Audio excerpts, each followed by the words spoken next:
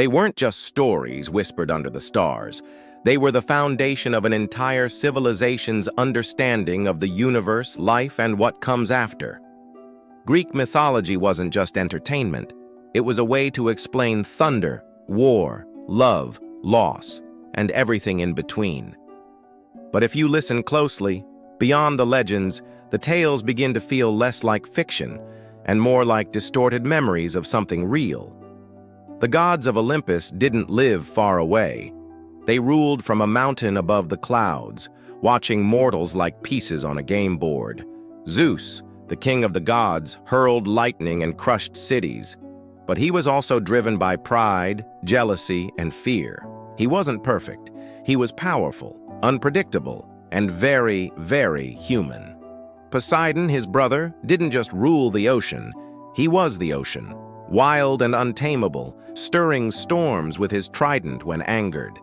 Every crashing wave could be a sign of his mood, and every sailor's fate rested in his invisible hands. Then came Hades, lord of the underworld, not evil but cold, eternal, and inescapable. While mortals prayed to the heavens, they feared the silence of his realm, where all souls, no matter how noble, eventually arrived. But not all gods were feared. Athena, born from Zeus's head in a burst of pain and light, came into the world armed, armored, and wise beyond measure. She represented intelligence, war strategy, invention, and gave mortals the very concept of civilization. Ares, her opposite, was chaos incarnate. He didn't fight for justice, but for bloodlust, glory, and the thrill of war. Together, they were two sides of the same blade, the mind and the fury behind every human conflict. These weren't distant beings in the sky. They walked among mortals, fell in love, got revenge, started wars. Their passions shaped history, and sometimes they gave birth to something extraordinary, the heroes. Hercules, son of Zeus and a mortal woman, was strength incarnate, cursed to suffer, but destined to overcome the impossible. Driven mad by the goddess Hera, he completed 12 impossible labors to atone for his actions, each one testing not just his body, but his soul. Perseus, armed with gifts from the gods, faced Medusa, a creature so cursed her gaze turned life to stone. He succeeded where others failed, not because he was the strongest, but because he was clever, calm, and blessed with just enough luck. Achilles, the unmatched warrior of Troy, was nearly invincible, but even he was undone by a single, forgotten weakness: his heel. His story is a reminder that no one, no matter how great, escapes fate entirely. Odysseus, the cunning king, wandered for 10 long years trying to return home from war, facing monsters, witches, storms, and the wrath of Poseidon. His journey was as much about the inner struggle, faith, identity, and perseverance, as it was about reaching his homeland. But these aren't just adventure stories. They're allegories, coded messages passed down through centuries. The Greeks knew that life was beautiful and brutal, full of pleasure and punishment, and their myths reflected that duality.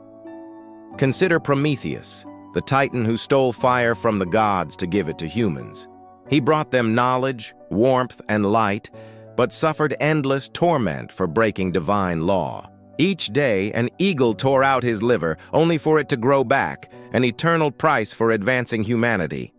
Then there's Pandora, the first woman created with gifts from every god and cursed with a mysterious box. When she opened it, all the world's suffering was released, but hope remained inside. The myth is haunting, but also comforting. No matter how dark things get, hope never fully disappears.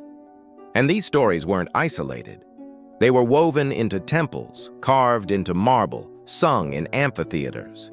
They lived in the streets, in the stars, in every corner of Greek life.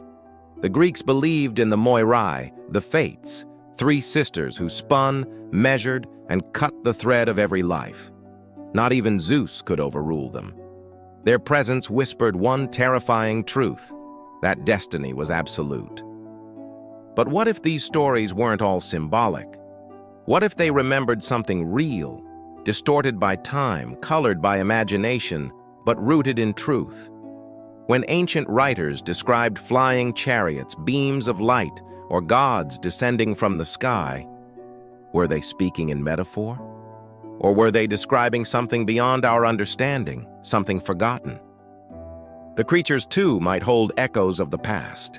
The Minotaur in the labyrinth, the Hydra with regenerating heads, Cyclopes forging thunderbolts. Are they fiction or memory?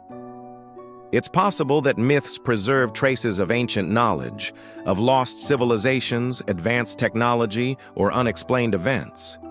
Stories passed down orally can survive for thousands of years, growing, mutating, but never entirely dying.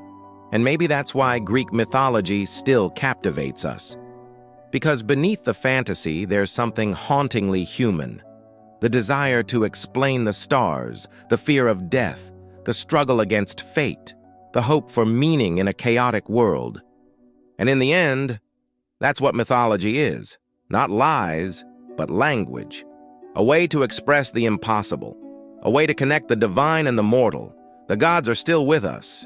In our stories, our archetypes, our dreams, they live on because we still ask the same questions they once answered.